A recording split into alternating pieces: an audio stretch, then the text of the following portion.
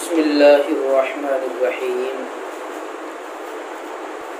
وبه نستعین اما بعد اعوذ باللہ من الشیطان الرجیم بسم اللہ الرحمن الرحیم شہر رمضان الذی انزل فیہ القرآن وقال فی مقام آخر یا ایھا الذین آمنوا کتب علیکم الصیام کما کتب علی الذین من قبلکم لعلکم تتقون الی آخرہ او کما قال علیہ الصلاۃ والسلام۔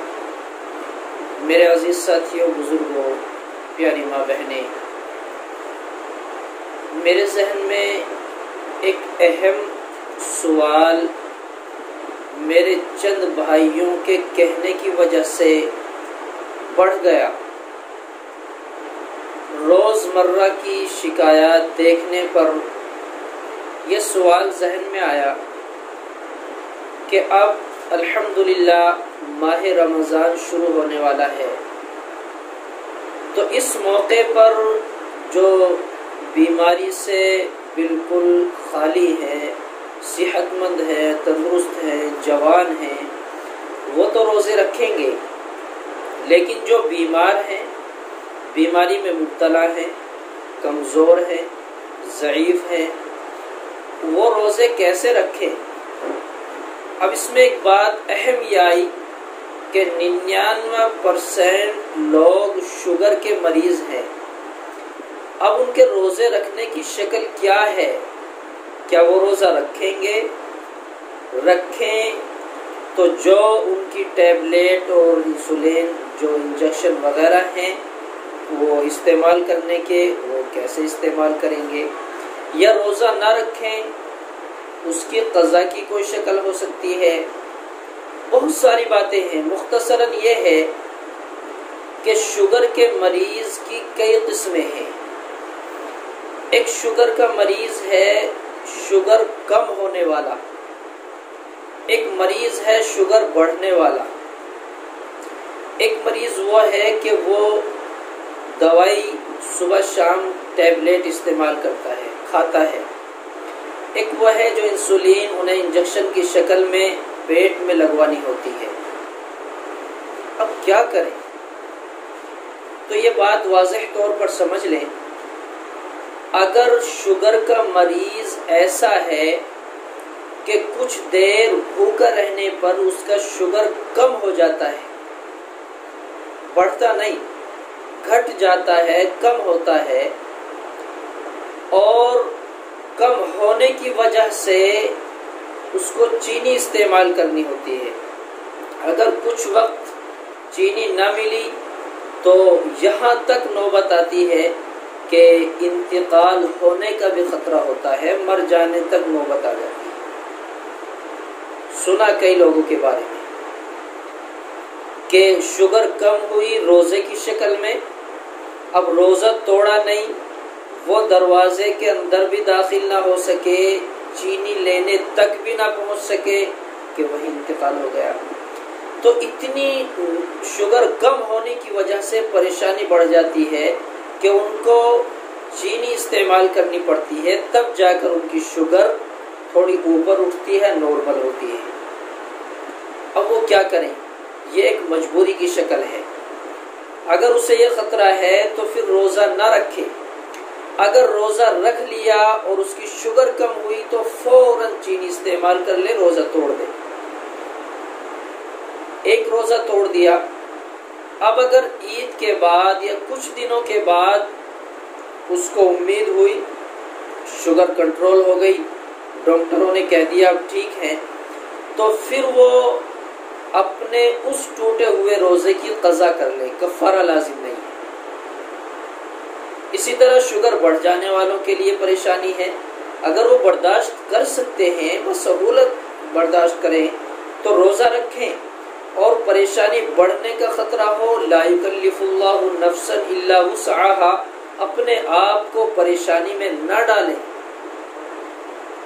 تو روزہ نہ رکھیں۔ جب نارمل ہو جائے اس کے بعد روزہ رکھیں۔ ایک شکل یہ ہے کہ ڈاکٹروں نے منع کر دیا اور یہ کہہ دیا کہ اب اس کا علاج ممکن نہیں ہے، اب شوگر ان کا اتنا بڑھ چکا ہے کہ یہ نارمل نہیں ہو سکتا، بڑھ رہا ہے اور امید بھی نہیں ہے، اب وہ کیا کریں؟ اب ان کے لیے ضروری یہ ہے کہ وہ ایک روزے کے بدلے فدیہ دیں، صدقۃ الفطر کی برابر ایک روزے کا فدیہ دیں، فدیہ دیتے رہیں۔ اور اگر کبھی ایسا ہو 2 سال 10 سال کے بعد کبھی ایسا ہوا کہ اس کا شوگر بالکل ٹھیک ہو گیا، نا امید ہو چکا تھا لیکن اس کا شوگر کنٹرول ہو گیا، ٹھیک ہو گیا، مرض جاتا رہا، اب وہ ایک روزے کے بدلے میں روزہ رکھے، قضا کرے، اور جتنے اس نے فدیے دیے ہیں اپنے روزے کے بدلے میں وہ اس کے لیے صدقہ ہو جائیں گے، وہ اس کی جان کا صدقہ بن جائیں گے، اور امید ہونے کے بعد روزہ رکھنا لازم اور ضروری ہو جاتا ہے، وہ قضا کرے گا۔ کتنا اہم مسئلہ ہے۔ تو شوگر کے مریض دھیان رکھیں۔ ایک سوال یہ آیا کہ بعض حضرات شوگر کے انجیکشن لگواتے ہیں، پیٹ میں انجیکشن لگتے ہیں، تو وہ کیا کریں؟ عام طور پر سحری کے وقت ڈاکٹر نہیں مل پایا یا آنکھیں نہیں کھل پائیں، یاد نہ رہا، اور وہ لگنا ضروری ہے، اگر وہ نہ لگا طبیعت بگڑ جائے گی، طبیعت خراب ہو جائے گی، تو کیا انجیکشن شوگر کے لیے لگوا سکتے ہیں یا نہیں؟ تو فقہ کے اعتبار سے مسئلہ اجازت دیتا ہے کہ انجیکشن لگوانے سے روزہ نہیں ٹوٹتا۔ اب خواہ وہ انجیکشن شوگر کے لیے ہو یا کسی اور بیماری کے لیے ہو، اگر انجیکشن لگوا لیا تو روزہ نہیں ٹوٹے گا۔ بعض حضرات اگر دوائی کی جگہ انجیکشن استعمال کرتے ہیں تو ان کے لیے بڑا آسان ہے، ٹیبلیٹ کھانے سے تو روزہ ٹوٹ جائے گا، لیکن انجیکشن لگتا ہے اس سے روزہ نہیں ٹوٹے گا، تو وہ لگوا سکتے ہیں۔ اس لیے روزے کی حالت میں اگر شوگر کے مریض ایسے ہیں کہ انہیں برداشت نہیں ہو پائے گا، بھوک لگی، شوگر بڑھا یا گھٹا، پریشانی زیادہ ہو گئی، طبیعت نڈھال ہو جائے، تو روزہ توڑ دیں، یا صبح سے ہی روزہ نہ رکھیں، جب آپ کا شوگر کنٹرول ہو تو روزہ رکھ لیں۔ اس لیے میں نے یہ مسئلہ آپ کو بتلایا۔ ذہن میں تو بات یہ تھی، میں نے پڑھا تھا شہر رمضان الذی، رمضان کا وہ مہینہ آ گیا جو اللہ تبارک و تعالیٰ نے ہمیں عطا کیا ہے۔ جیسے دوسری قوموں پر یا ایھا الذین آمنوا کتب علیکم الصیام، دوسری قوموں پر روزے فرض تھے، ہم پر بھی فرض کر دیے گئے ہیں، اور روزے کے اندر بہت ساری حکمتیں ہیں۔ یہ تو آپ نے سمجھا ان مریضوں کے لیے جو برداشت نہیں کر سکتے، لیکن یہ بات بھی سمجھیں کہ میں نے اس بات کا تجربہ کیا، اور پھر ڈاکٹر حضرات بتلاتے ہیں کہ اگر طبیعت بگڑ جاتی ہے کچھ وقت بھوکا رہنے کے لیے کہتے ہیں، یہ اللہ کی ذات سے معاہدہ ہوتا ہے، اللہ سے ایک ربط ہوتا ہے کہ اللہ تبارک و تعالیٰ اپنے بندے کو 14 15 16 17 گھنٹے، جگہ جگہ کے اپنے وہ ہیں، کسی ملک میں 16 گھنٹے کا روزہ ہے، کسی ملک میں 14 گھنٹے کا روزہ ہے، کہیں کہیں 18 گھنٹے کا بھی روزہ ہے۔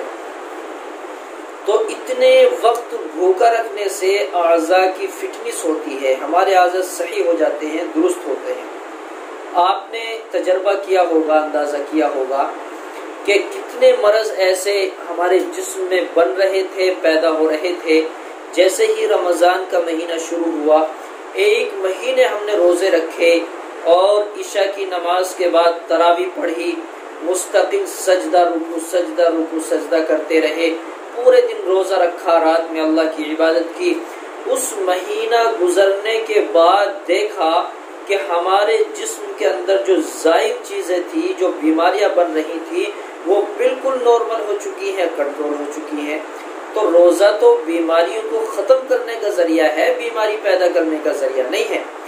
اس لیے میرے عزیز، میرے بھائی، میری بہنیں، بیماری سے مایوس نہ ہو، پریشان نہ ہو، ہرگز فکر مند نہ ہو کہ ہمیں فلاں بیماری ہے، روزہ رکھیں نہ رکھیں۔ اگر اتنی زیادہ بیماری ہے کہ دن بھر آپ بھوکا نہ رہ سکیں گے یا دوائی استعمال کرنے سے پریشانی ہوگی، تو مجبوری ہے۔ اگر آپ برداشت کر سکتے ہیں، پریشانی سے بچ سکتے ہیں، تو پھر روزہ رکھیں، آپ کی بیماری اللہ تبارک و تعالیٰ صحیح اور درست کرے گا انشاءاللہ۔ اللہ مجھے بھی آپ کو بھی صحیح سمجھ کی، عمل کی، علم کی توفیق عطا فرمائے۔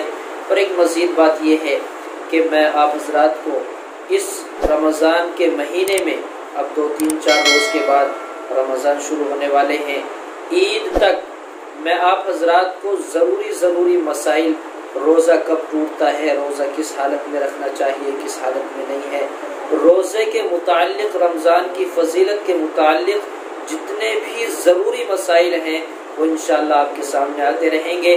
میں آپ حضرات کو رمضان کے مہینے میں معذرت کے ساتھ وظائف اور عملیات کم بتاؤں گا، کبھی کبھی بتا دیے جائیں گے۔